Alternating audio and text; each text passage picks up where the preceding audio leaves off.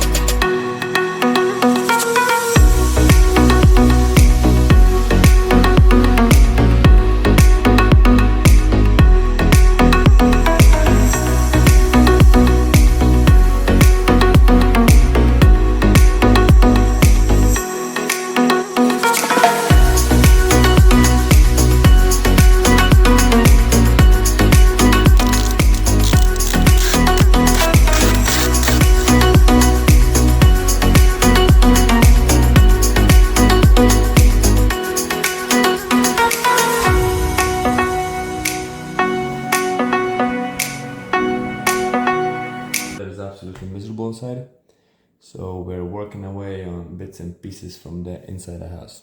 So we got the handles. I'll have a nice time lapse for you guys how I done it. It was easier than I thought it was gonna be. The handles and the lock yokes, they go together like this. One with actual lock inside. And that's the second handle.